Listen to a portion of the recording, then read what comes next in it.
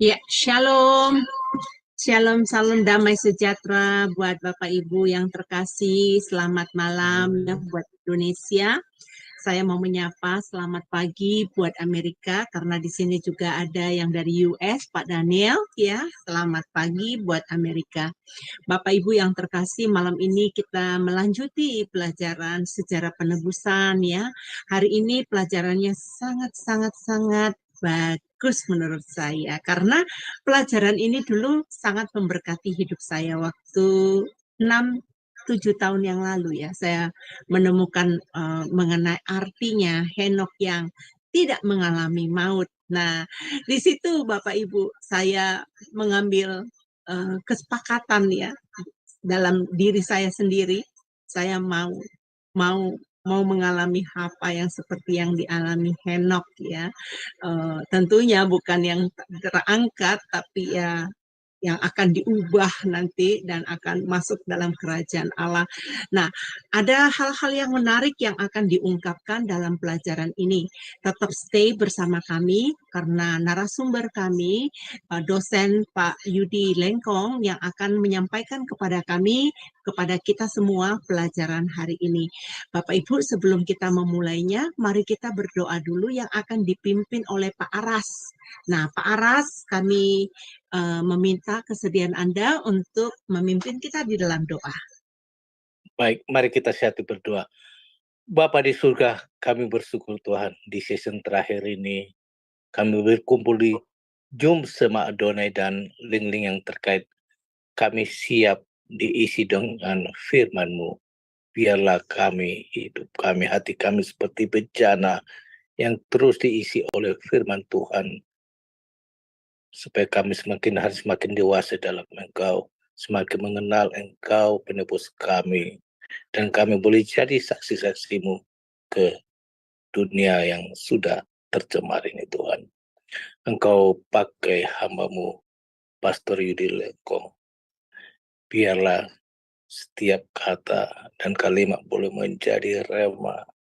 Sejarah penebusan akan membuka rahasia kerinduan Bapa di surga untuk kami pahami firman-Mu dan rencana-Mu di dalam hidup kami. Kau pasti punya planning buat kami yang ada di sini. Biarlah kami bersatu, Roh Kudus, supaya kerajaan Allah boleh kami ambil bagian masing-masing dengan posisi kami masing-masing. Dan juga Ibu Heni yang memimpin acara ini dari awal ke akhirnya juga Engkau urapi. Setiap perkataannya boleh menjadi berkat buat kami yang mendengar. Segala kuasa-kuasa kegelapan yang coba mengganggu acara ini, kami ikat di dalam nama Tuhan Yesus Kristus. Nyala Engkau. Dan juga Engkau urapi juga Bro Trinity Codex yang mengawasi IT dan perlengkapan yang lain supaya terlaksana dengan baik. Terima kasih Bapak. Romo yang kudus hinggaplah diam di dalam Zoom sama Adonai. Kami siap mendengar firman-Mu dalam nama Tuhan Yesus. Amin. Amin, amin. Terima kasih untuk Pak Aras yang telah memimpin kita di dalam doa pembukaan ya. Sebelum kita mempelajari mengenai Henok yang tidak mengalami maut, mari kita melihat sekilas mengenai profil narasumber kami, dosen Yudi Lengkong. Silakan.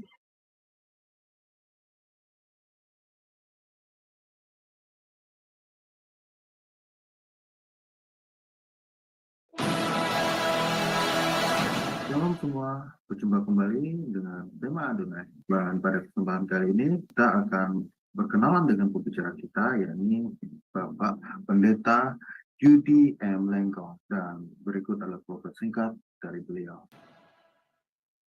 Nama lengkap, Pendeta Yudi B. M. Lengkong, Eskom, MDiv, MTH, Demin. Beliau lahir di Manado pada tanggal 21 Oktober tahun 1979.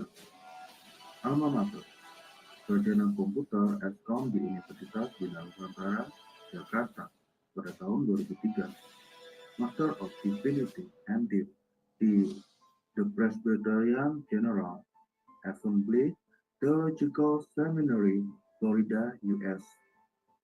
Pada tahun 2010, Doctor of Ministry, Demin, di Barrett Theological Seminary, Florida, US, pada tahun 2015. Master Teologi MTH di STT Bethesda, Bekasi pada tahun 2021. Pelayanan Pendeta di Gereja Presbyterian Bukit Sion Indonesia di Jalan Telaga Warna 1, nomor 2, Puri Cinere, Depok. Pembicara seminar buku seri sejarah penebusan untuk Yayasan Damai Sejahtera Utama Depok. Dosen di STT Agiasmos Mission. Terima kasih untuk penayangan profile picture dari narasumber kita. Sudah tidak diragukan lagi pengalaman beliau ya, udah terlalu banyak menurut saya.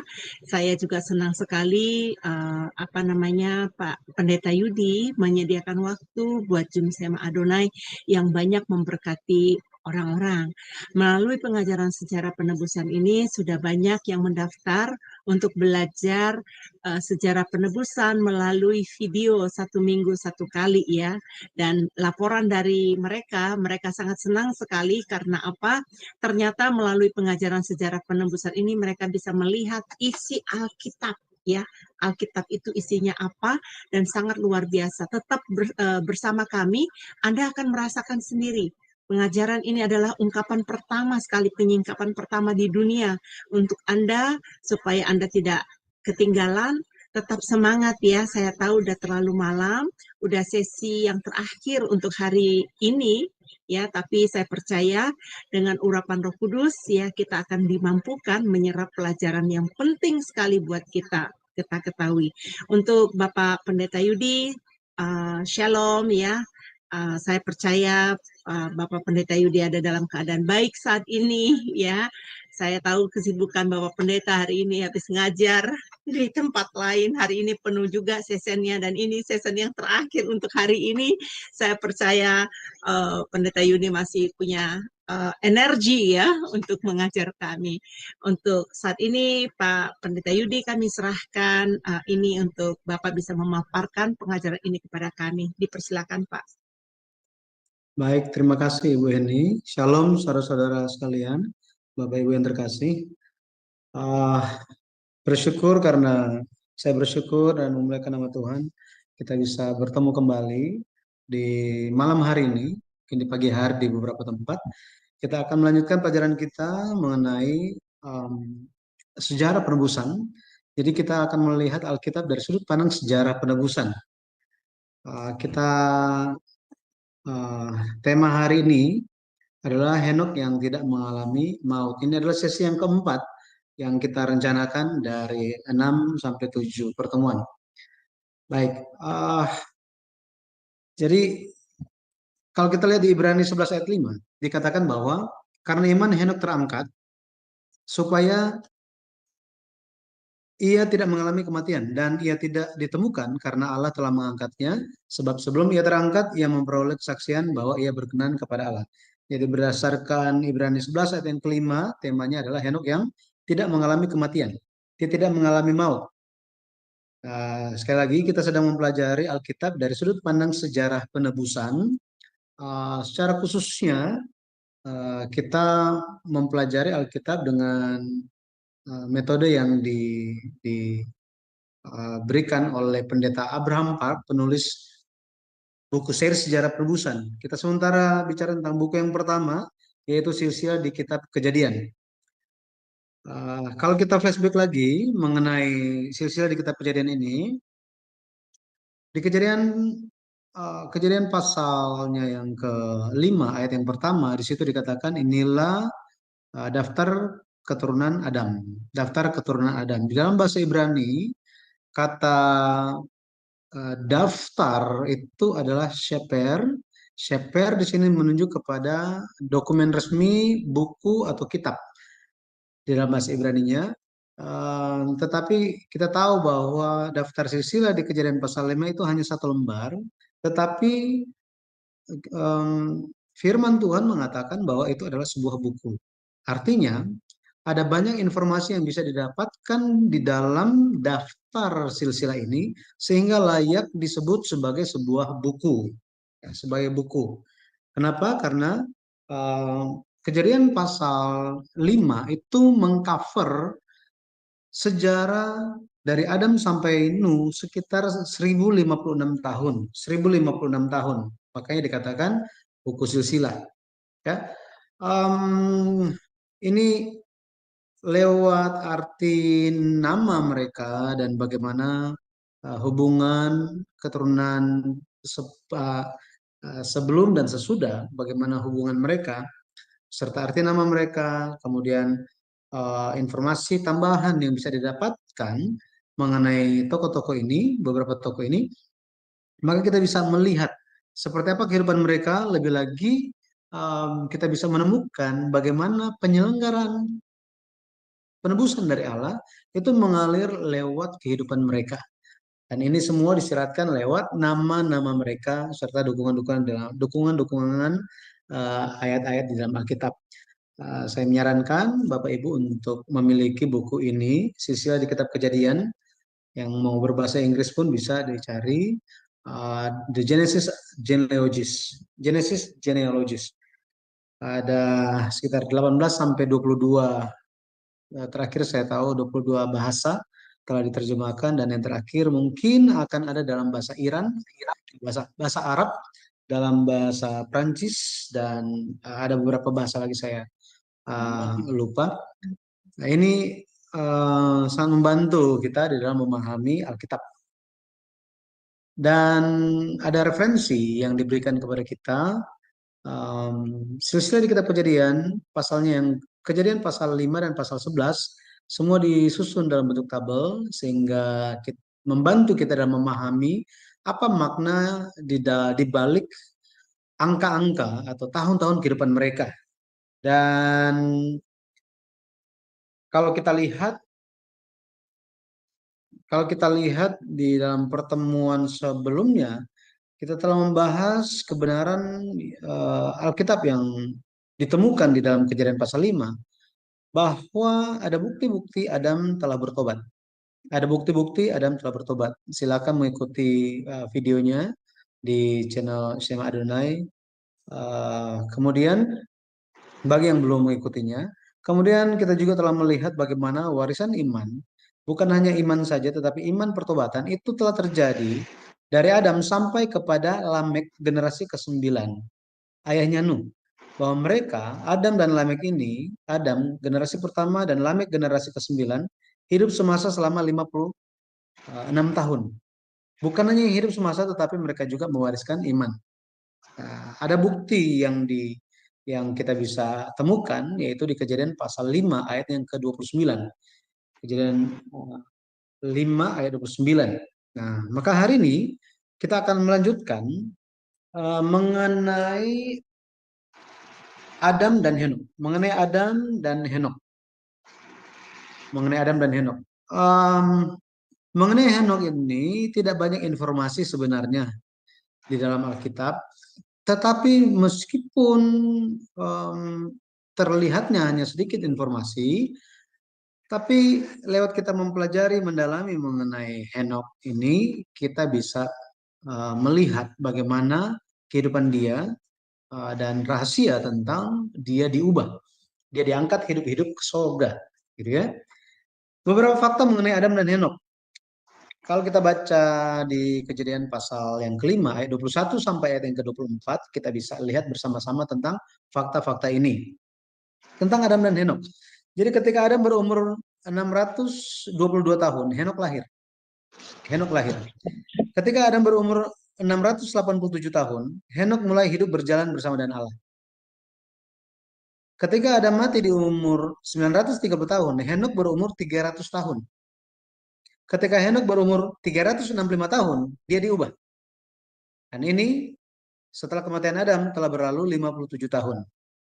Nah, untuk membantu kita bisa lihat bagannya seperti ini. Oke, jadi ketika Henok lahir, jika satu tabel ini, satu bagan ini merupakan kehidupan 365 tahun dari Henok, Maka Henok lahir itu ketika Adam berumur 622 tahun. Kemudian ketika Henok itu berumur 65 tahun, waktu itu Adam berumur 687 tahun. Di situ apa yang terjadi? Henok mulai hidup berjalan bersama dengan Allah. Mulai hidup berjalan bersama dengan Allah. Dan kalau kita lihat apa arti dari angka-angka ini, ya, tahun-tahun ini, kita bisa melihat bahwa 200 dari antara 300 tahun Henok hidup berjalan bersama dengan Allah, selama 243 tahun Adam masih hidup dan menyaksikan bagaimana Henok hidup berjalan bersama dengan Allah. Kalau dalam bahasa Indonesia kita bisa lihat di situ bergaul, ya, bergaul dengan Allah. Tetapi di dalam bahasa Ibrani-nya itu artinya adalah berjalan, ya. Jadi selama 243 tahun Adam menyaksikan Henok hidup berjalan bersama dengan Allah. Artinya Henok hidup berjalan bersama dengan Allah masih disaksikan oleh Adam itu selama 243 tahun. Tetapi setelah Adam mati, Henok masih berjalan bersama dengan Allah selama 57 tahun. Selama 57 tahun. Kalau kita melihat Adam sebagai guru dari Henok, ya, mentor dari Henok, maka dia hidup berjalan bersama dengan Allah. Dengan masih ada gurunya, itu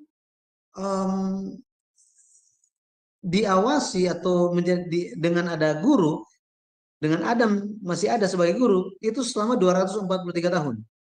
Tetapi bahkan setelah gurunya tidak ada, Henok tetap dan masih hidup berjalan bersama dengan Allah selama 57 tahun sampai dia diangkat, di tahun dia diangkat ke surga. Gitu ya, dia diangkat ke surga. Jadi kita bisa melihat bagaimana Henok dia dari antara semua keturunan Adam, Henok telah sepenuhnya menyadari firman atau menyadari pewarisan iman yang dijalankan atau dilakukan oleh Adam, ya. Itulah keunikan dari Henok. Kalau kita lihat di dalam Alkitab, format pencatatan silsilah Kejadian pasal 5 itu adalah setelah seorang tokoh itu hidup sekian tahun, dia mendapatkan anak, kemudian dia masih hidup sekian tahun, dia mencapai umur berapa tahun, lalu dia mati. Jadi ekspresi lalu ia mati di dalam Kejadian pasal 5 muncul 8 kali. Di ayat yang ke-5, 8, 11, 14, 17, 20, 27, dan 31. Hal ini muncul, gitu ya. Ekspresi lalu ia mati muncul. Ini contohnya Kejadian pasal 5 ayat 5. Jadi Adam mencapai umur 930 tahun lalu ia mati. Berikutnya Adam, Seth, mencapai umur sekian lalu ia mati. Lanjut lagi, Enos, Kenan, Mahalalel, Yared, kemudian Methuselah, Lamek, semuanya terdapat ekspresi dalam keterangan tentang mereka lalu ia mati. Tetapi pada Henok kata lalu ia mati tidak ditemukan. Kejadian 5 ayat 23 di situ dikatakan bahwa jadi Henok mencapai umur 365 tahun. Seharusnya ada kata lalu ia mati, betul ya? Tetapi tidak ada di sini. Lanjutannya ayat 24 dikatakan dan Henok hidup bergaul dengan Allah, lalu ia tidak ada lagi sebab ia telah diangkat oleh Allah. Cerita berikutnya itu ada di Ibrani 11 ayat yang kelima, pembacaan kita hari ini. Karena iman, Henok terangkat supaya tidak mengalami kematian. Dan ia tidak ditemukan karena Allah telah mengangkatnya. Sebab sebelum ia terangkat, ia memperoleh kesaksian bahwa ia berkenan kepada Allah. Jadi Henok diangkat, dia tidak mengalami kematian. Kenapa? Karena dia hidup berjalan bersama dengan Allah selama 300 tahun. 300 tahun. Ya. Jadi kalau kita lihat, Henok tidak mengalami kematian. Kenapa? Karena dia berjalan bersama dengan Allah. Karena dia berjalan bersama dengan Allah. Kejadian 5 ayat 22 sampai 24. Kalau kita lihat di situ muncul kata bergaul, seperti saya katakan, bahasa Ibrani adalah halak. Artinya pergi, datang, atau jalan. Pergi, datang, atau jalan. Dan kata ini ditulisnya sebagai yithalek. Yithalek menunjuk kepada meletakkan kehendak saya di bawah seseorang, kemudian saya ikut dari belakang. Kemudian saya ikut dari belakang. Nah, maka kita bisa melihat bahwa benar-benar Henok itu dia telah mengikuti Allah dengan sepenuhnya. Dia telah berjalan bersama dengan Allah itu tanpa menonjolkan pikiran dia sendiri. Tanpa menampakkan kehendak dia. Tetapi hanya sepenuhnya ikut Tuhan. Sepenuhnya ikut Tuhan. Ya. Maka seperti apa Henok itu, atau bagaimana Henok itu berjalan bersama dengan Allah? Bagaimana Henok berjalan bersama dengan Allah? Yang pertama, Henok telah bertobat sepenuhnya. Henok telah bertobat sepenuhnya. Matius 3:8 dikatakan, jadi hasilkanlah buah yang sesuai dengan pertobatan. Gitu ya. Hasilkanlah buah yang sesuai dengan pertobatan. Pertobatan di dalam bahasa Yunani adalah metanoia, yang memiliki dua makna. Yang pertama itu berubah pikiran atau berbalik, ya, mengganti pikirannya atau berbalik, gitu ya, berbalik. Ini menunjukkan bukan hanya pertobatan lewat mulut, tetapi juga memperbaiki kehidupan kita, mengganti pola pikir, berbalik sepenuhnya. Yang kedua itu mengganti raja, mengganti raja. Bukan saya bukan saya menjadi raja atas diri saya sendiri, raja atas hidup saya sendiri, tetapi Allah, Yesus Kristus menjadi raja. Jadi ganti, mengganti raja. Dari mana kita bisa tahu bahwa Henok ini telah bertobat? Ini yang menjadi pertanyaan, ya kan? Dari mana kita tahu Henok itu telah bertobat? Itu kita bisa ketahui lewat kehidupannya, ya, lewat kehidupannya. Alkitab mencatat bahwa Henok baru hidup berjalan bersama dengan Allah ketika dia umur 65 tahun. Mari kita lihat ayatnya. Kejadian pasal yang kelima. Kita lihat Kejadian pasalnya yang ke-25. Ayat yang ke-21 dikatakan begini. Setelah Henok hidup 65 tahun, ia memperanakan Metusala. Ayat 22 dikatakan apa? Dan Henok hidup bergaul dengan Allah selama 300 tahun lagi setelah ia memperanakan Metusala, dan ia memperanakan anak-anak lelaki dan perempuan. Di sini di dalam bahasa teks aslinya kata lagi itu tidak ada. Kata lagi tidak ada. Saya tidak mengerti kenapa LAI menaruh ini. Mungkin ada maksud gitu ya, ada maksud untuk mempermudah pemahaman, tetapi di dalam teks aslinya itu tidak ada. Kata lagi ini tidak ada. Seolah-olah apa? Seolah-olah sebelum Metusala itu lahir, Henok itu sudah berjalan, hidup bergaul dengan Allah. Tetapi dalam teks asli tidak demikian. Dia baru hidup bergaul atau berjalan bersama dengan Allah setelah Metusala lahir. Setelah Henok umur 65 tahun. 65 tahun. Maka kita bisa tahu bahwa apa? Sebelum Metusala lahir, Henok tidak hidup berjalan bersama dengan Allah. Dengan kata lain, 65 tahun di awal, 65 tahun kehidupan Henok, dia tidak hidup berjalan bersama dengan Allah. Dia baru hidup berjalan bersama dengan Allah setelah Metusala lahir. Setelah Metusala lahir. Maka kita bisa melihat bagaimana setelah berumur 65 tahun, Henok itu mengganti pikiran dia. Dia berbalik. Dia mengikuti Allah dengan sepenuhnya. Pikirannya selalu ikut pikiran Allah. Hatinya selalu terarah kepada Tuhan saja. Kalau kita melihat Efesus 4 ayat 21 sampai 24 dikatakan, karena kamu telah mendengar tentang Dia dan menerima pengajaran di dalam Dia menurut kebenaran yang nyata dalam Yesus, yaitu bahwa kamu berhubung dengan kehidupan kamu yang dahulu harus menanggalkan manusia lama yang menemui kebinasaannya oleh nafsunya yang menyesatkan, supaya kamu dibaharui di dalam roh dan pikiranmu dan mengenakan manusia baru yang telah diciptakan menurut kehendak Allah di dalam kebenaran dan kekudusan yang sesungguhnya. Jadi dibaharui dalam roh dan pikiran. Ketika kita menanggalkan manusia lama, artinya kita dibaharui dalam roh dan pikiran kita. Kita hidup di dalam kebenaran dan kekudusan yang sesungguhnya.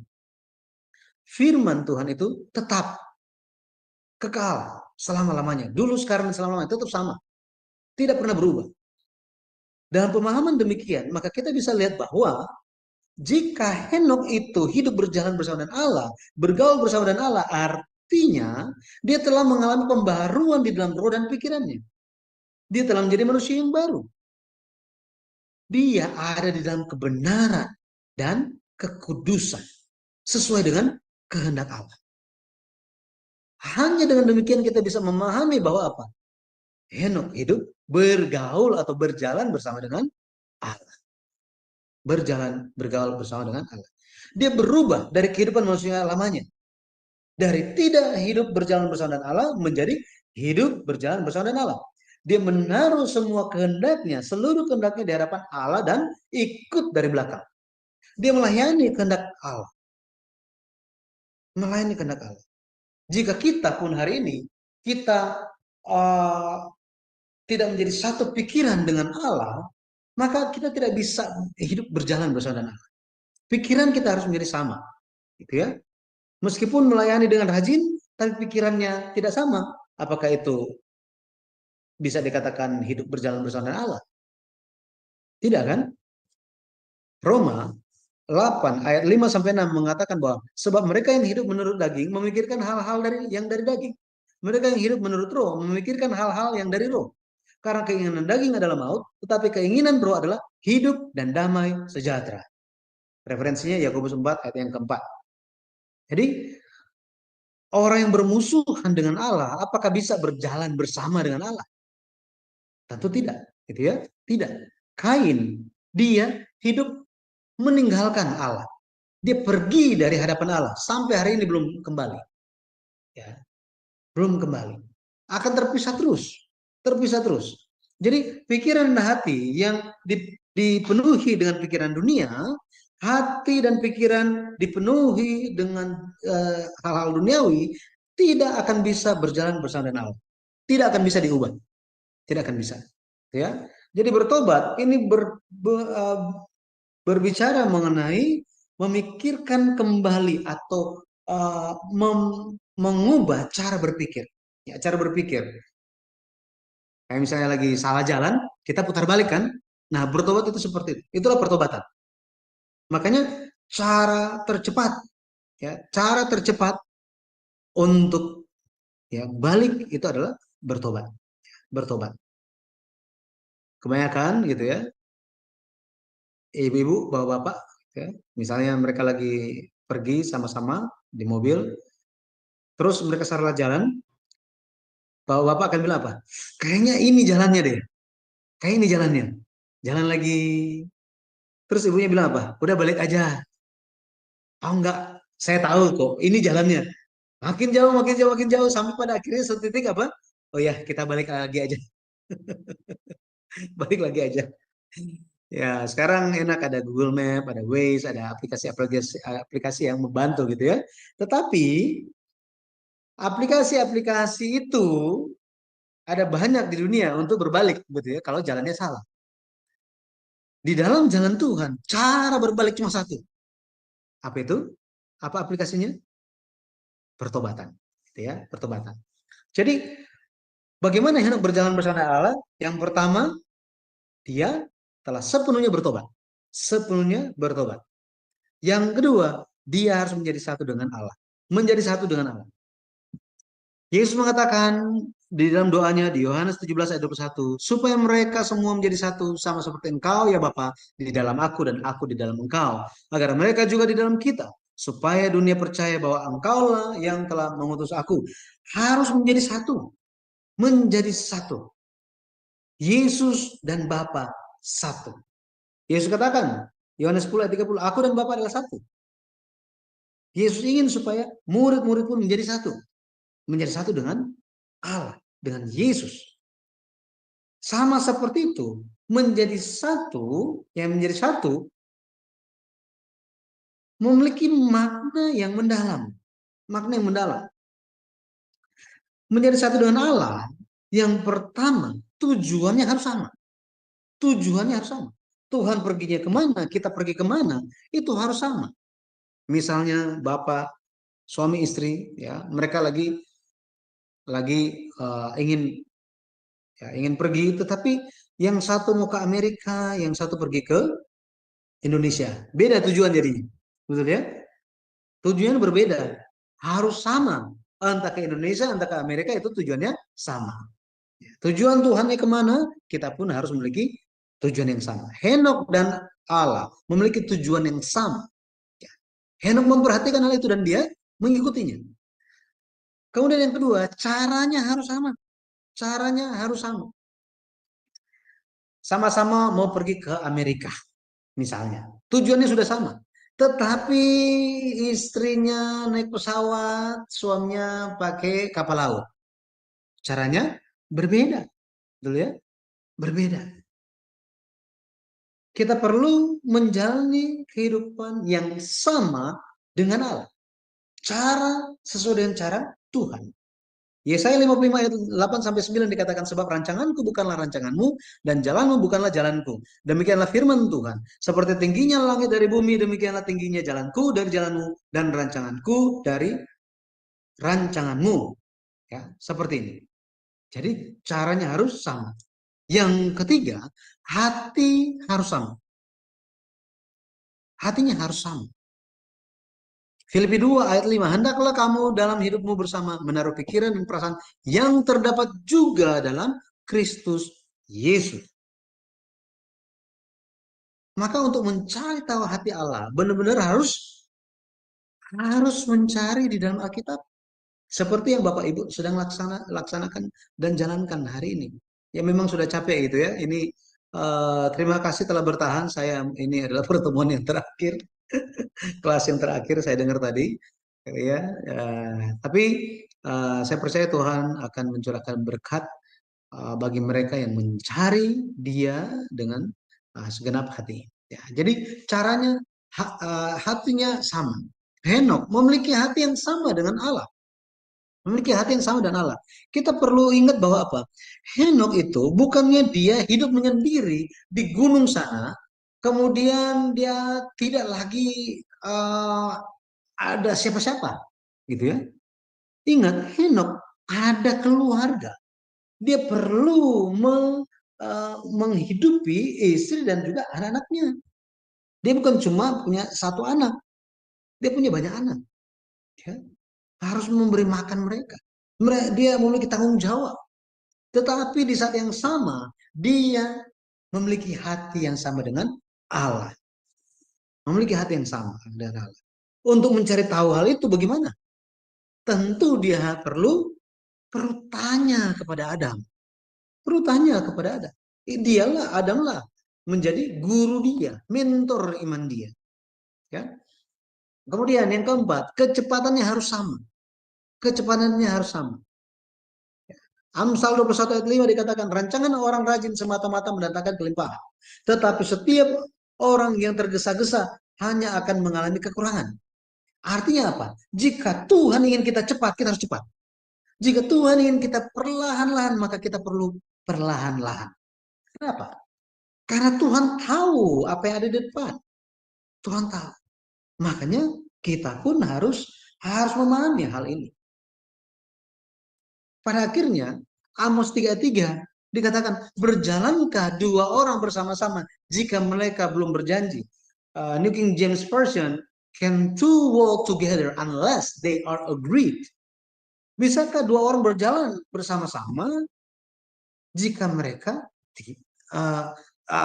kalau mereka tidak setuju, telah menyetujui, telah bersepakat? Betul ya? Maka Henok, dia telah hidup, ya, dia telah hidup dengan memahami kehendak Allah. Dia memiliki tujuan yang sama, dia memiliki pikiran yang sama, cara yang sama, dan kecepatan yang sama. Contoh lainnya kalau kita lihat Daud, dia selalu mengejar hati Allah. David who chased the heart of the Lord, ya, selalu mengejar, mencari tahu hati Allah. Saya percaya bapak-bapak, ibu-ibu, saudara-saudari sekalian memiliki hati yang sama seperti yang Daud miliki, ya, mencari Tuhan, ingin mengenal Tuhan.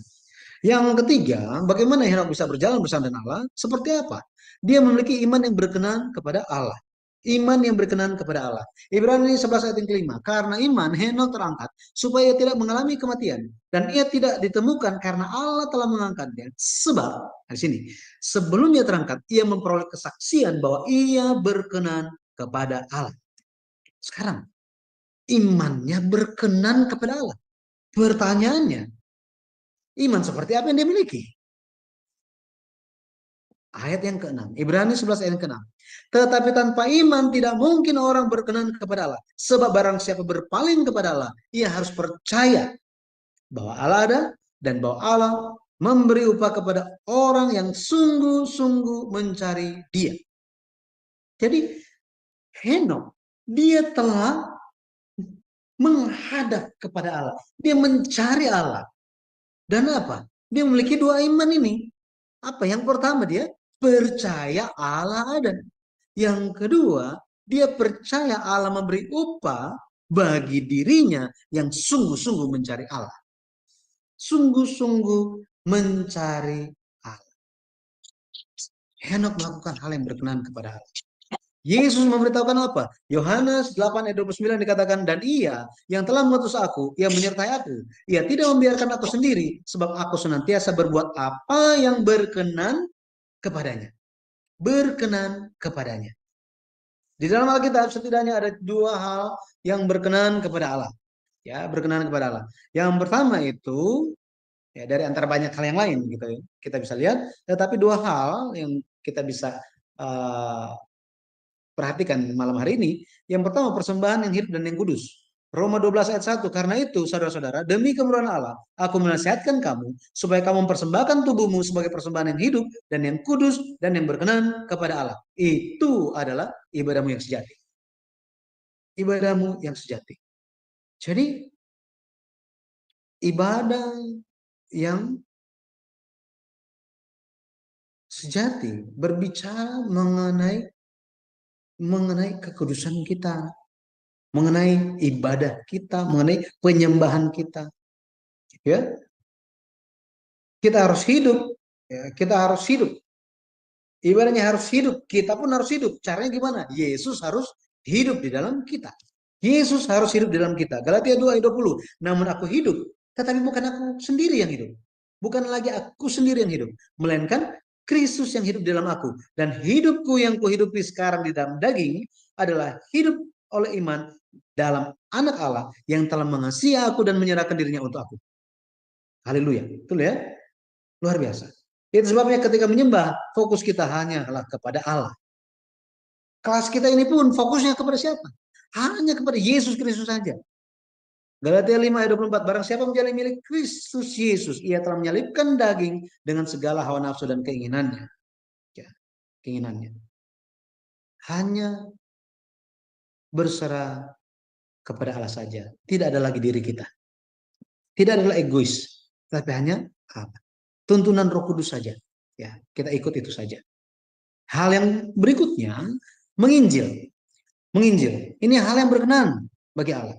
Lukas 15 ayat 7, Yesus katakan, aku berkata kepadamu, demikian juga akan ada sukacita di sorga karena satu orang berdosa yang bertobat, lebih daripada sukacita karena 99 orang benar yang tidak memerlukan pertobatan. Jadi kita semua dari sudut pandang Allah, kita semua adalah hamba-hamba Allah. Kita sedang dipersiapkan sebagai hamba-hamba Allah. Itu sebabnya kita perlu mengabarkan kabar baik. Lebih lagi kita menyampaikan firman Tuhan yang dibukakan bagi kita, yang dijelaskan dengan detail kepada kita untuk melihat Alkitab dari sudut pandang bagaimana Allah ingin menyelamatkan kita. Bagaimana kita bisa melihat Alkitab dari sudut pandang Yesus Kristus datang untuk menebus kita. Menebus kita. Pertanyaannya, apakah Henok menginjil? Ini pertanyaannya kan? Apakah Henok menginjil? Yudas 1 ayat 14. Juga tentang mereka, Henok, keturunan ketujuh dari Adam, telah bernubuat katanya. Sesungguhnya Tuhan datang dengan beribu-ribu orang kudusnya. Di sini kata bernubuat di dalam bahasa Yunani itu adalah prophetweo, artinya menerima sebuah inspirasi ilahi atau menyampaikan pesan ilahi. Artinya dia berbicara. Dia menyampaikan pesan dari Allah. Tuhan akan datang dengan beribu-ribu orang kudusnya. Bayangkan. Kitab Yudas menyatakan hal ini. Isi pesannya apa?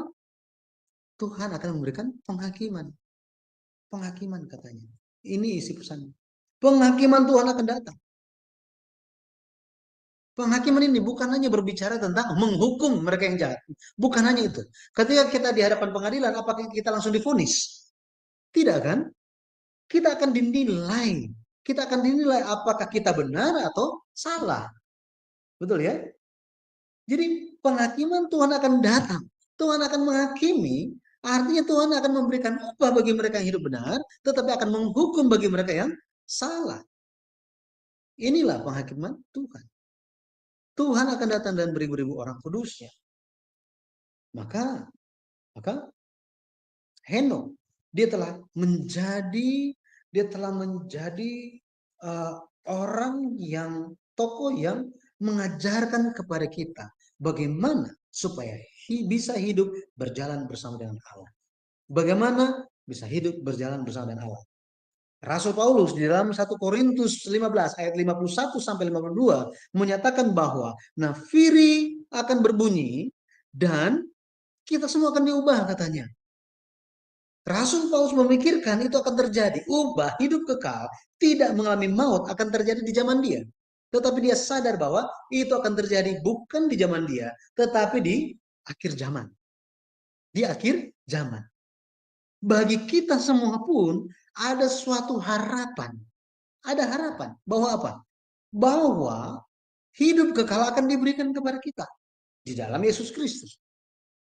Jika kita mati sebelum waktunya, maka ada pengharapan kebangkitan. Meskipun mati, kita akan hidup lagi. Kita akan bangkit dan hidup kekal bersama dengan Allah. Tetapi ketika kita masih hidup dan Tuhan datang, bukankah kita akan menerima ubah hidup kekal itu tanpa mengalami maut? Benar ya? Seperti Henok dan Elia. Seperti Henok dan Elia. Maka kesimpulannya bagi kita adalah Henok mulai hidup berjalan bersama dengan Allah. Kapan? Sejak Metusala lahir. Jadi Metusala ini mengambil suatu titik balik yang sangat penting bagi Henok. Sejak Metusala lahir. Kejadian 5 ayat 21 sampai 22. Coba kita lihat. Setelah Henok hidup 65 tahun, ia memperanakan Metusala. Ayat 22. Dan Henok hidup bergaul bersama dengan Allah selama 300 tahun. Kata lagi saya tidak baca. Setelah ia memperanakan Metusala. Dan ia memperanakan anak-anak lelaki dan perempuan. Kenapa? Apa yang terjadi dengan Metusala ini? Arti nama Metusala itu ada dua. Yang pertama, Mat dan Sela ini memiliki makna pelempar lembing. pelempar lembing. Jadi lembing itu dilempar untuk apa? Menunjuk kepada satu titik. Menunjuk kepada suatu titik yang dituju. Ya, lembing. Lempar lembing ya. Gitu ya. Untuk jauh dan sampai ke titik yang ditentukan. Yang diharapkan, yang ditentukan. Tetapi makna yang berikutnya itu adalah mut dan salah. Yang artinya ketika dia mati, penghakiman. Ketika dia mati, penghakiman atau dunia berakhir. Dunia berakhir. Arti nama Metusalah memberikan kita dua pelajaran. Bahwa apa? Bahwa selama Metusalah masih hidup, masih ada kesempatan untuk bertobat. Selama apa? Metusalah masih hidup. Kenapa? Karena jika dia mati, akhir dikirim. Atau ya kiamat, dunia berakhir. Yang kedua, peringatan bahwa apa? Akhir zaman bisa datang kapan saja. Sehingga Metusalah dia menjadi tanda akhir zaman. Dia bernubuat mengenai hari akhir lewat tubuh dia. Lewat kehidupan dia. Dia bisa mati kapan saja. Bisa mati kapan saja. Dan ingat, Metusalah bertemu dengan Nuh. Metusalah anaknya adalah Lamek. Terus cucunya Metusalah siapa? Nuh. Jadi ketika Nuh dia membangun Batra, ya, ketika dia membangun Batra, ketika anak-anaknya Nuh membangun Batra, jika mereka itu sementara mengalami down di dalam kehidupan mereka ketemu Metusalah. Misalnya Metusalah bilang, oh gitu ya, wah akhir-akhir ini kakek Metusalah ini kayak rasanya udah nggak enak badannya. Bagaimana coba? Semua langsung rajin lagi. Kenapa? Karena Metusalah menjadi tanda akhir zaman. Tanda ketika dunia berakhir. Kakek Metusalah, kakek kiamat. Ya, kalau dia mati, dunia selesai. Wow. Makanya ada orang-orang yang memperhatikan nubuat tersebut. Ada yang tidak. Ada yang memperhatikan dan ada yang tidak. Inilah faktanya. Di zaman Yesus ada yang menerima Yesus, ada yang tidak. Di hari akhir ada yang mengikuti Yesus sampai akhir, ada yang menyerah. Ada yang bertahan sampai akhir, ada yang tidak. Ada yang tetap di dalam kumpulan orang benar, tetapi ada yang jahat yang dikeluarkan dari kumpulan orang benar. Maka kita bisa lihat bahwa Metusalah, kalau kita lihat, ya Metusalah, ketika dia berumur 187 tahun, Henok tidak bertemu dengan Nuh ya. Nuh tidak bertemu dengan Henok. Jadi Metusalah berumur 187 tahun, Lamek lahir. Lamek berumur 182 tahun, siapa lahir? Nuh lahir. Jadi umur Metusalah waktu Nuh lahir itu berapa? 187 tambah 182. Berapa ini? 369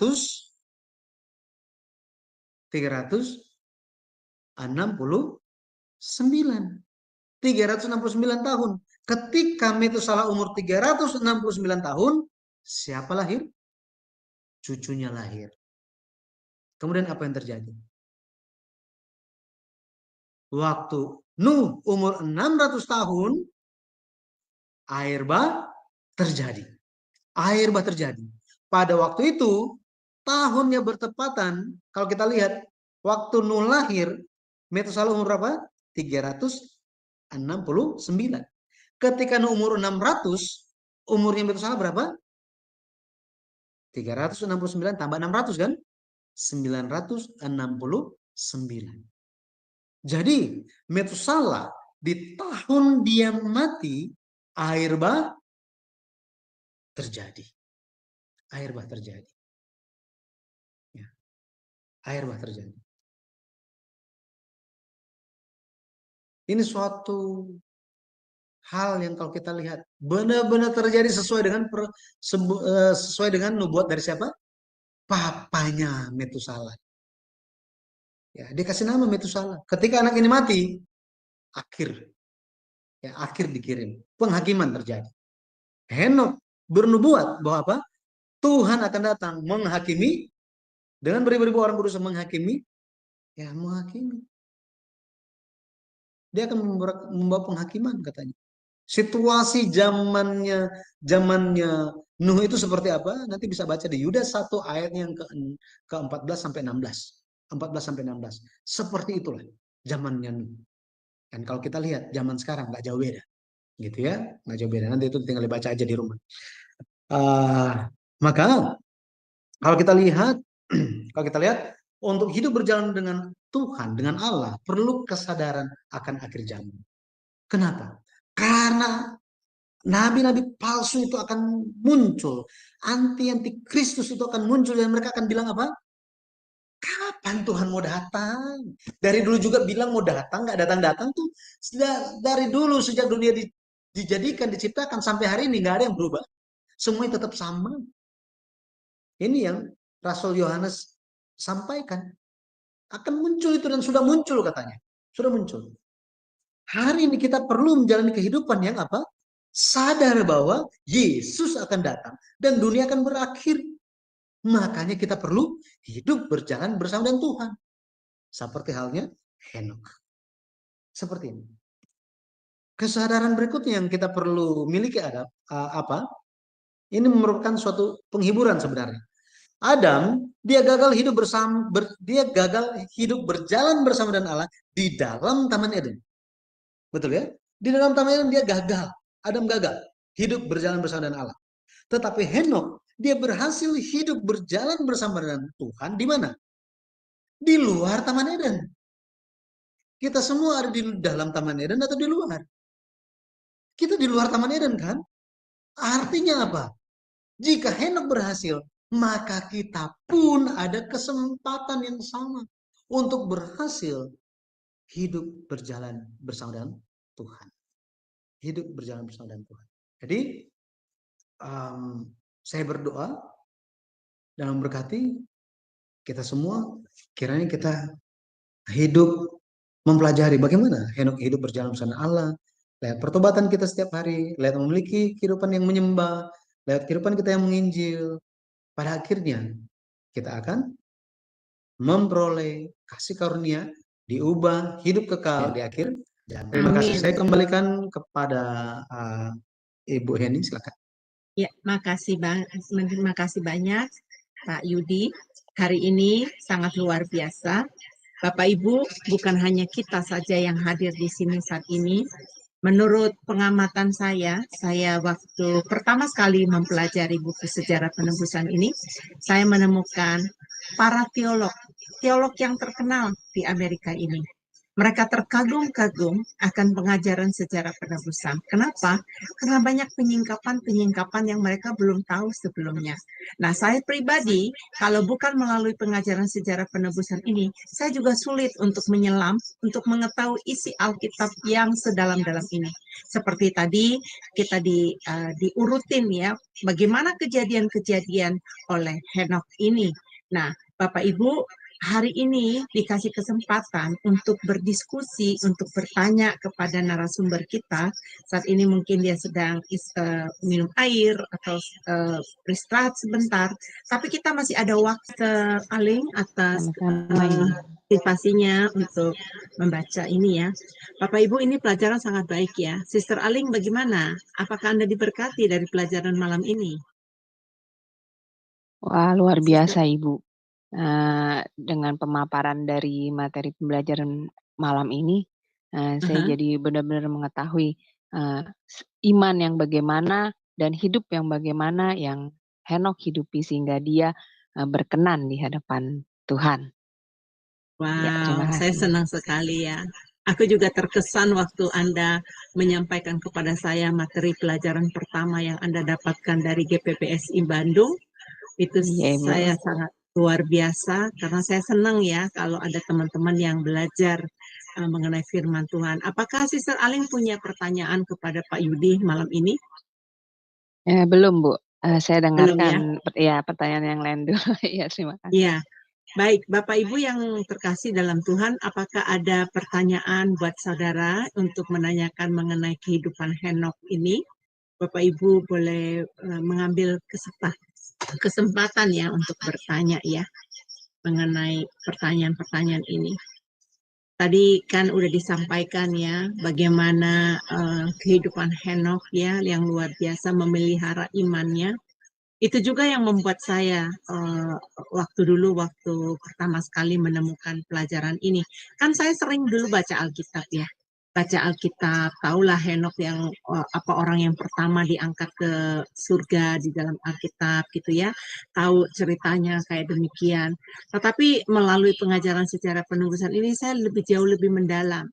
Kayak seperti kalau kita mau berenang di dalam lautan di dalam laut itu ya, waktu kita menyelam, kita akan melihat isi-isi di dalam lautan itu apa aja ya.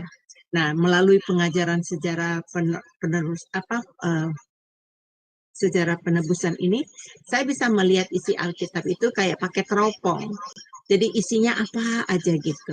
Nah, sampai tahun-tahunnya itu aja sangat akurat. Banyak yang bertanya, kenapa sih ya bisa secara akurat begitu? Karena dari Pak Bambang Norsena juga mengatakan, ayo belajar mengenai buku sejarah penebusan ini, karena buku sejarah penebusan ini sangat luar biasa, sangat akurat.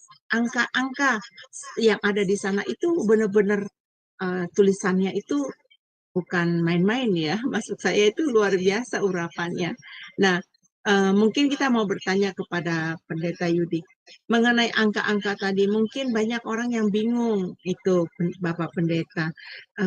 Angka itu kok bisa tahu ya waktu umurnya si Adam umur sekian gitu, dan kemudian selama 300 tahun itu kenapa bisa ada angka yang sedemikian gitu?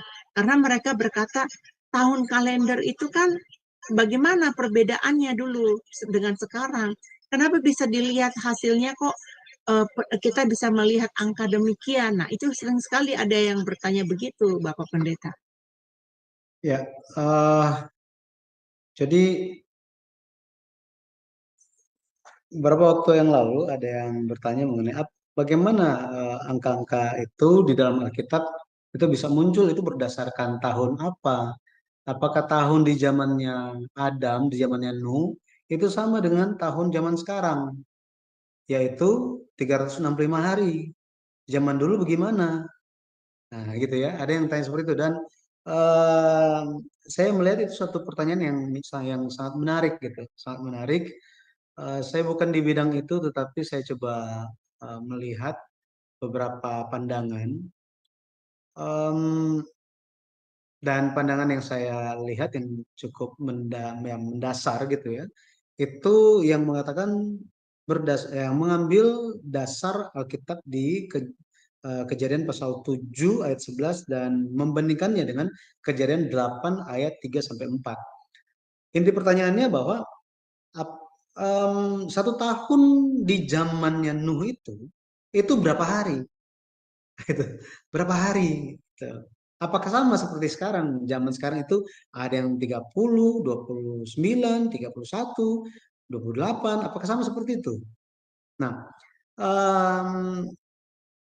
ini saya kembali lagi saya bilang ada yang lebih ahli mengenai hal ini, tetapi saya hanya menyampaikan dasarnya saja gitu ya. Kalau kita bandingkan di Kejadian 7 ayat 11, di situ dikatakan pada waktu Nuh 600 tahun, pada bulan yang kedua, pada hari yang ke-17 bulan itu, pada hari itulah terbelah segala mata air samudera raya yang dahsyat dan terbukalah tingkap-tingkap di langit. Jadi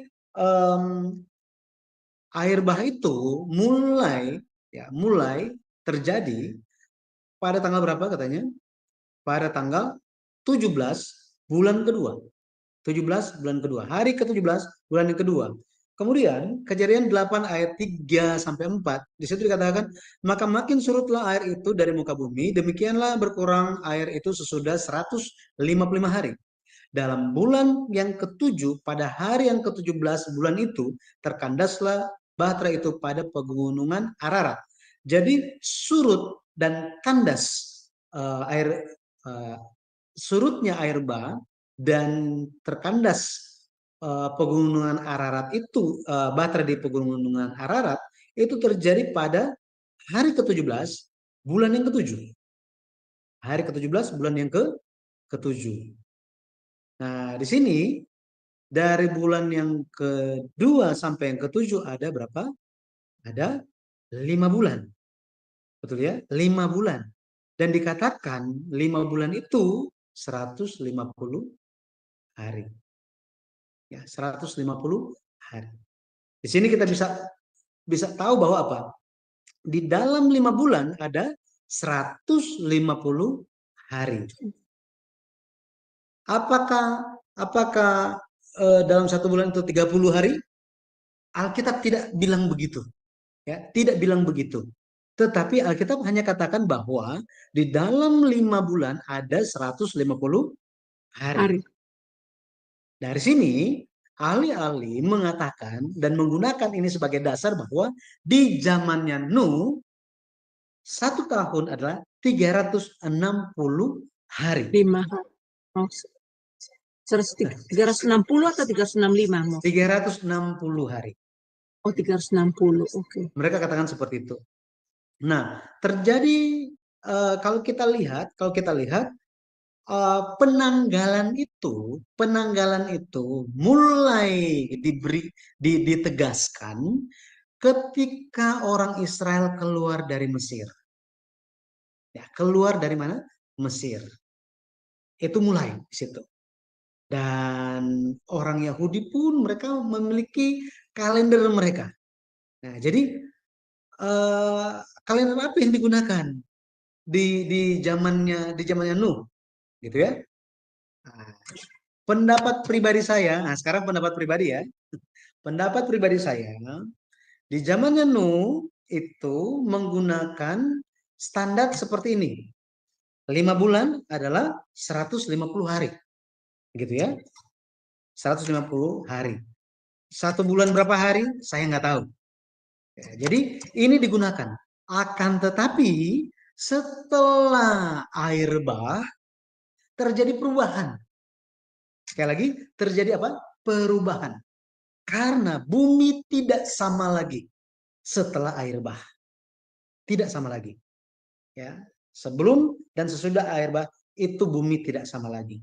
Bahkan peneliti melihat dan meneliti bahwa bumi berputar pada porosnya itu sudah terjadi kemiringan. Terjadi kemiringan yang menyebabkan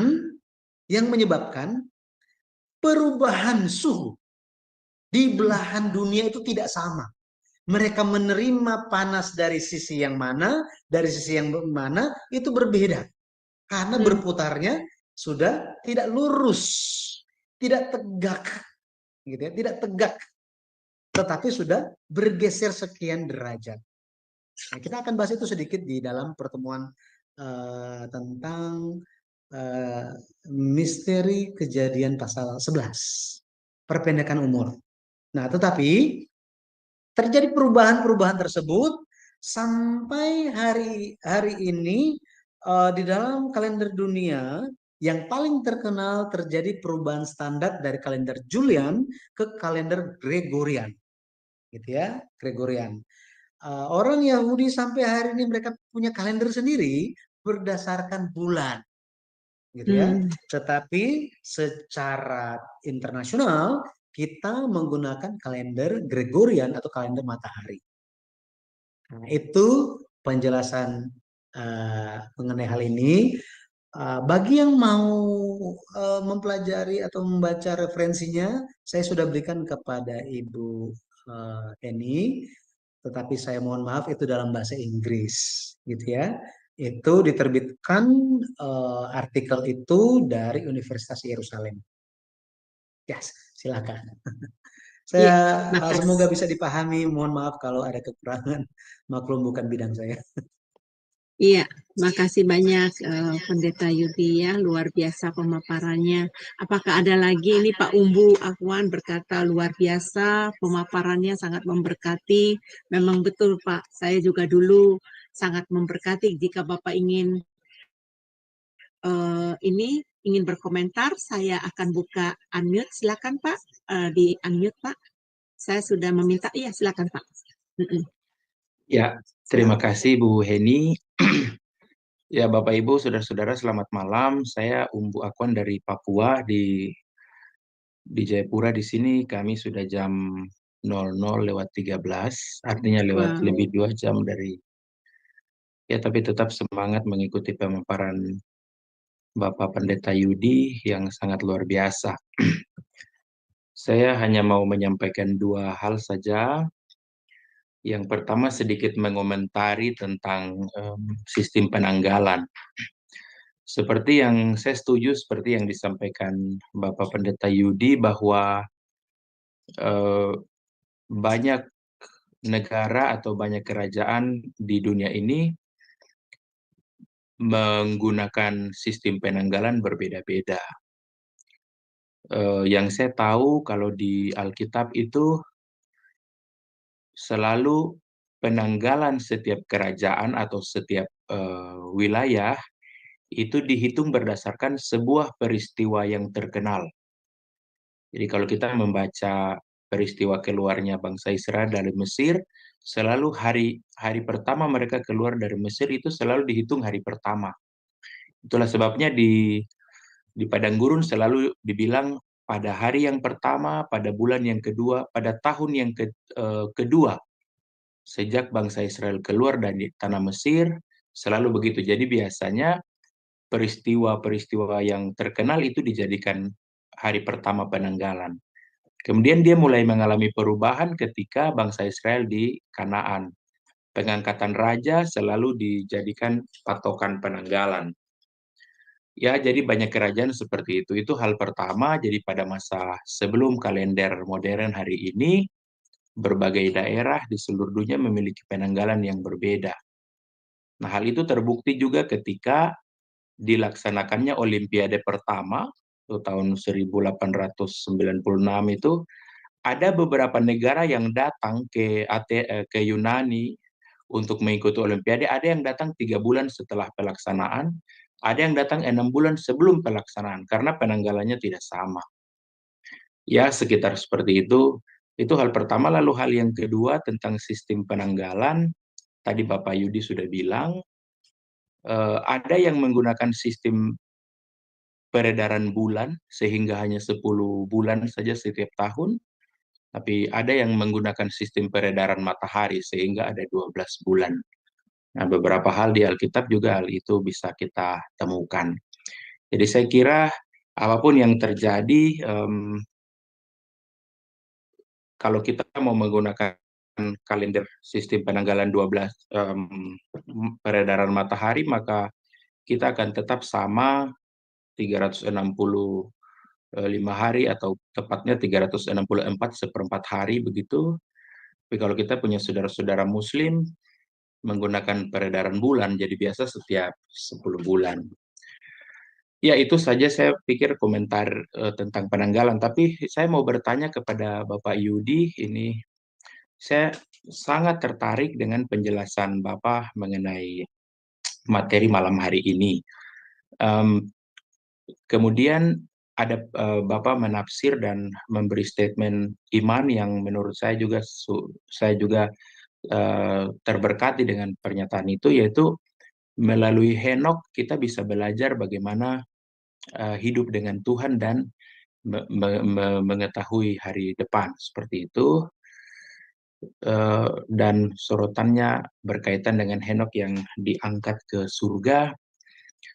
Saya sedikit ingin mendengar komentar dari Bapak Yudi tentang bagaimana penilaian Bapak tentang Musa. Ya, memang Musa itu di Ulangan pasal 34 itu memang secara jelas dikatakan dia meninggal, Tapi beberapa nats lain mengatakan bahwa dia berkumpul dengan para leluhurnya.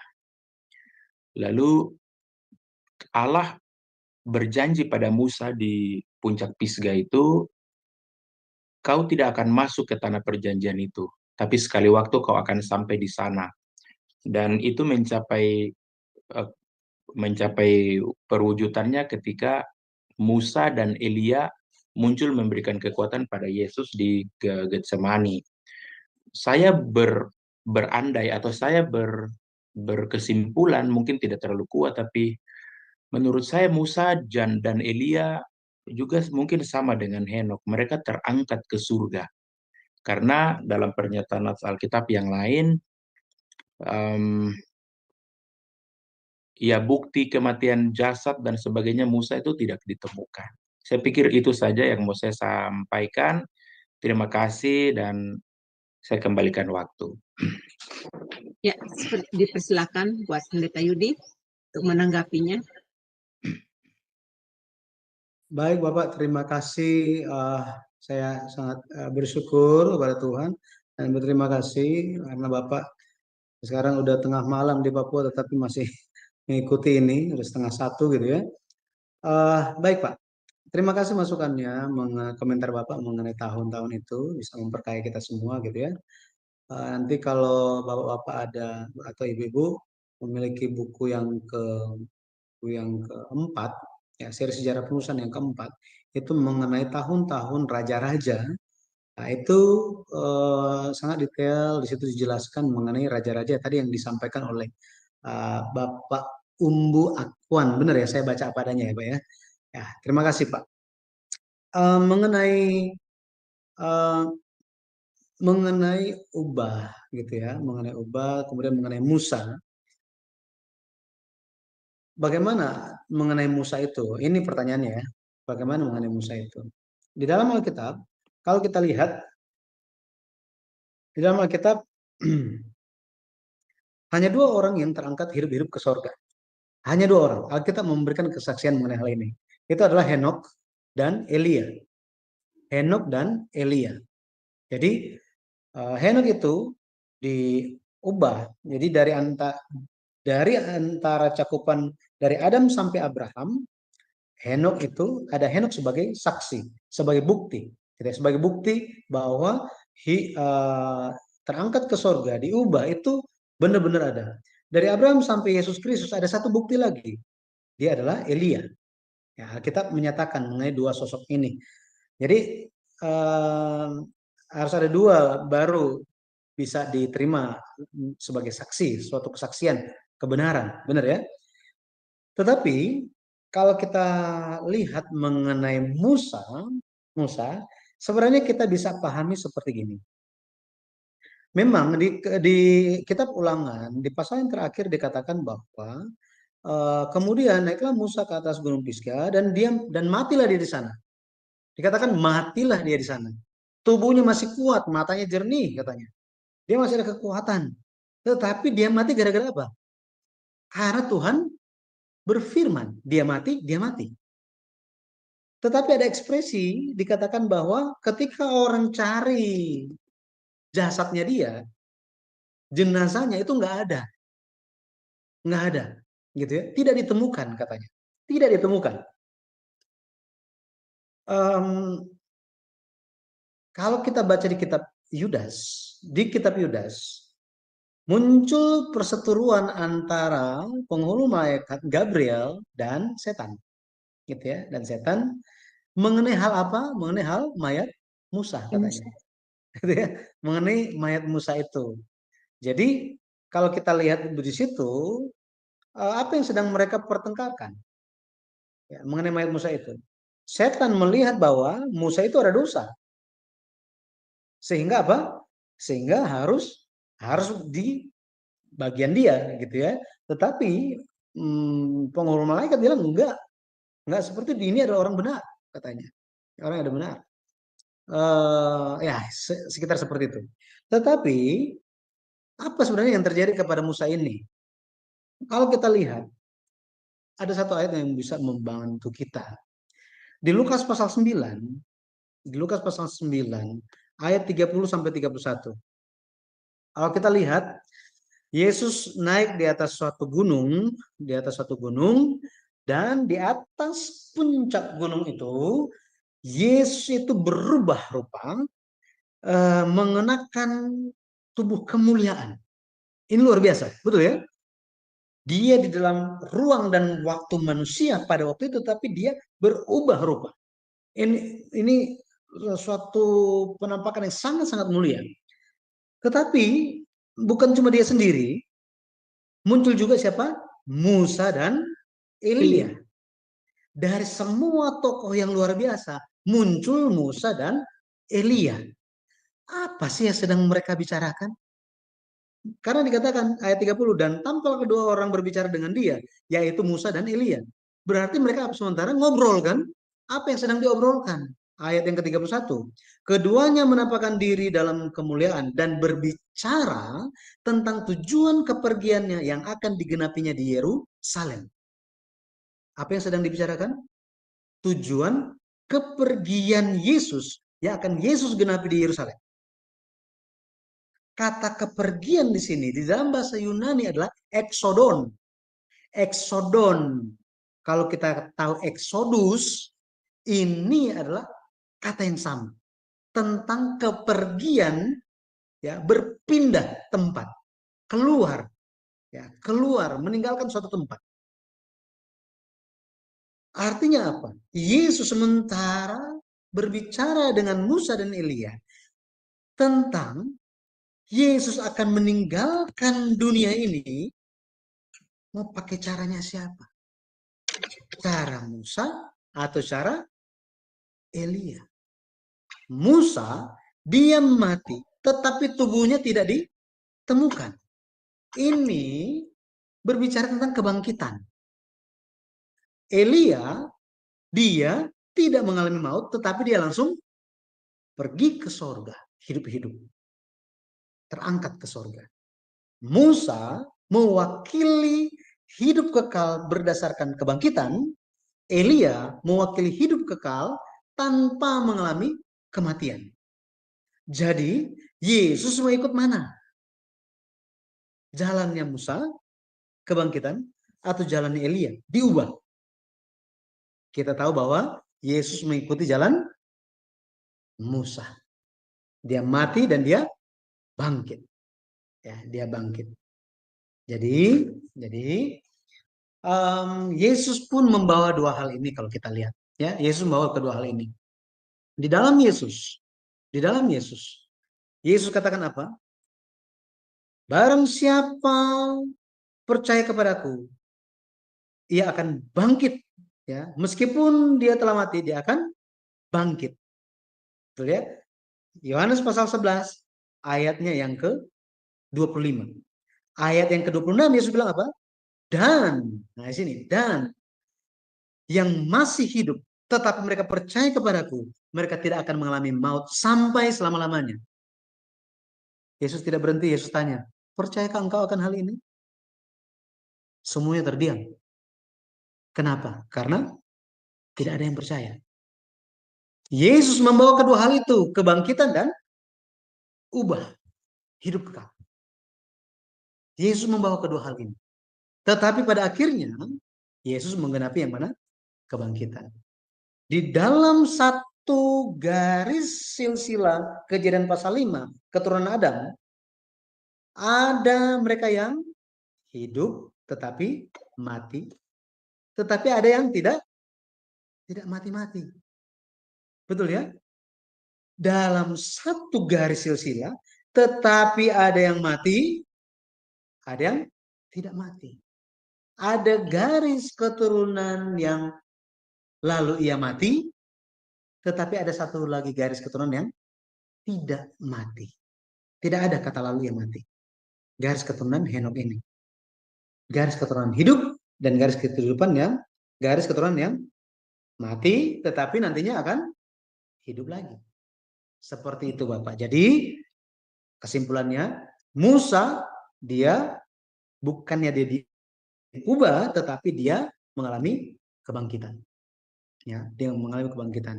Makanya ya seperti itu Pak. Moga-moga bisa menambah, memperluas wawasan kita. Ya, terima kasih. Iya, Bapak bisa buka mute Pak, silakan Pak. Ya. Makasih Ibu.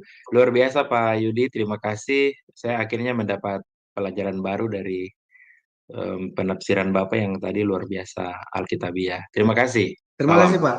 Terima kasih. Dari buku secara perumusan, buku yang pertama akan baik kalau misalnya Bapak sudah Bapak memilikinya. Dulu sekitar saya lupa tahun 2000 berapa itu kita pernah sampai ke Papua. Kita pernah bikin di sana, tetapi sudah lama kita tidak laksanakan seminar di sana. Ya, Tuhan Yesus memberkati, Pak. Iya, makasih banget Moksanim saya maaf kalau Moksanim itu bahasa Korea ya. Terima kasih Bapak Pendeta Yudi ya. Pelajaran hari ini sangat-sangat memberkati. Ada juga yang berkata kepada saya di teks pribadi, wow luar biasa Bu Heni, saya nggak tahu ternyata dari buku Seder Olam itu sendiri sudah memberitahukan bahwa tentang air bah itu dan bertepatan dengan kematian dari Metusalah katanya gitu. Ini baru pertama sekali dia mendengarkannya katanya gitu. Saya bilang ya puji Tuhan dia menyimak dari YouTube ya. Ya karena tadi dia menyimak dari YouTube dan dia memberitahukan kepada saya melalui teks. Bapak Ibu masih adakah yang ingin mau bertanya?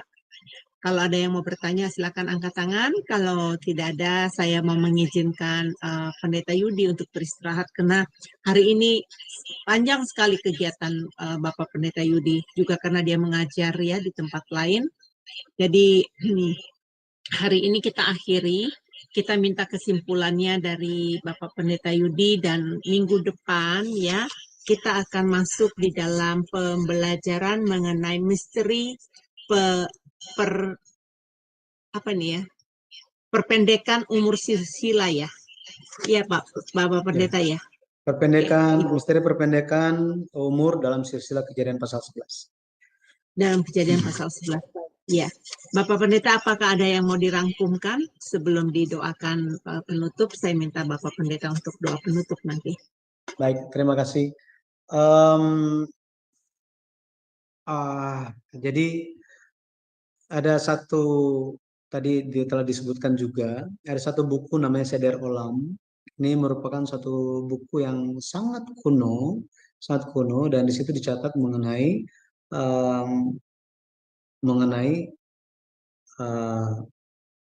Metusalah bahwa dia mati itu tanggal 10 bulan 2. Tanggal 10 bulan 2. Kapan itu? Itu adalah 7 hari sebelum. Itu adalah waktu ketika Nuh mendapat perintah untuk masuk ke dalam bahtera. Nah, hal ini untuk menyatakan kepada kita bahwa semua bapa leluhur dari Adam sampai kepada Lamek telah mati duluan sebelum air bah terjadi. Artinya apa? Artinya penghakiman air bah tidak melanda bapak-bapak leluhur iman itu. Karena ada yang berpendapat bahwa mereka juga mati, masih hidup mungkin, dan mati gara-gara penghakiman air bah. Contohnya ya, si Metusalah itu. Tetapi ini menjadi suatu bukti bahwa Tuhan melihat iman mereka dan mereka bukan menjadi target hukuman dari Tuhan, melainkan mereka yang tidak percaya. Jadi ini kesimpulan terakhir dari saya. Semoga kita semua senantiasa melihat kepada Tuhan Yesus saja, lihat firman yang tercatat dalam Alkitab yang kita miliki, mari kita ikut apa adanya, percaya apa adanya, sehingga kita pun bisa ikut sampai akhir. Ya, Tuhan Yesus memberkati. Mari kita berdoa. Bapa, terima kasih. Kami bersyukur karena Engkau telah mencurahkan belas kasih-Mu kepada kami. Pada malam hari ini, Bapak, Engkau telah menyertai setiap pelajaran kami, dan khususnya pelajaran sejarah penebusan ini, kiranya memuliakan nama Tuhan saja. Ketika ada pencerahan-pencerahan yang kami terima pada malam hari ini, semua karena kasih karunia-Mu saja. Hanya Engkau yang dimuliakan lewat segala hal yang kami alami, dan Engkau yang mencurahkan kepada kami kasih karunia untuk tetap bersemangat dan lebih lagi bersemangat mengajak banyak orang untuk mempelajari firman-Mu, memahami dari sudut pandang sejarah perebusan, sehingga kami bisa menemukan bahwa Alkitab adalah 100% firman Tuhan tanpa kesalahan. Dan semua hal itu menjadi berkat bagi kami karena kitab suci ditulis untuk memberikan kepada kami pengharapan akan hidup yang kekal. Kami percaya Yesus Kristus membawa kebangkitan dan ubah bagi kami. Hari ini kami mau berharap hanya kepada Engkau saja. Kami menanti-nantikan Engkau yang datang dan akan memberikan upah kepada kami semua, anggota keluarga kami yang menanti-nantikan Engkau. Terpujilah nama Tuhan. Sampai kami bertemu lagi, kiranya Engkau yang menyertai dan melindungi kehidupan kami. Setiap pekerjaan, penghidupan, hal-hal kegiatan yang kami jalankan, Bapak kiranya Engkau yang melindungi dan mencurahkan berkat dan kasih karunia-Mu. Terima kasih ya Bapak, Engkau juga memberkati channel Sema Adonai ini, setiap sambungan-sambungan channel yang menyiarkan kembali kelas ini, kiranya Bapak Engkau yang memberkati setiap kehidupan mereka. Semua pengerja-pengerja, pelayan-pelayan Tuhan yang tergabung di dalam Sema Adonai ini, karena Engkau yang memperhatikan kehidupan mereka, keluarga mereka, dan masa depan mereka, Engkau yang mencurahkan kasih karunia dan berkat Tuhan. Di dalam nama Tuhan Yesus Kristus, kami berdoa dan penuh ucapan syukur. Amin. Terima kasih. Amin, Bapak. amin. Iya, terima kasih banyak Pak Pendeta Yudi. Bapak Ibu, sebelum kita berpisah dari sini, saya akan umumkan. Bapak Ibu bisa mampir ke channel YouTube kami, yaitu GPBSI Bandung, GPBSI Jakarta, dan YouTube Sejarah Penebusan. Bapak Ibu akan bisa melihat begitu banyak pelajaran-pelajaran di sana. Kalau Bapak Ibu senang sekali belajar firman, mampir ke channel YouTube GPBSI Jakarta dan GPBSI Bandung dan YouTube Sejarah Penebusan. Baik, dari Jum Sema Adonai kami mengucapkan terima kasih atas kesetiaan Anda mengikuti pelajaran-pelajaran firman di Jum Sema Adonai. Tentunya kami mengundang Bapak Ibu untuk membagikan share link ini kepada teman-teman yang lain supaya mereka juga dapat diberkati karena Jum Sema Adonai pertama sekali di Indonesia, ya, Jum Sema Adonai, tempat belajar firman Tuhan yang terbuka. Dan di sini di Jum Sema Adonai banyak sekali narasumber yang kompeten yang dapat mengedukasikan kita untuk kebenaran firman Tuhan. Baik, selamat malam, Tuhan Yesus memberkati.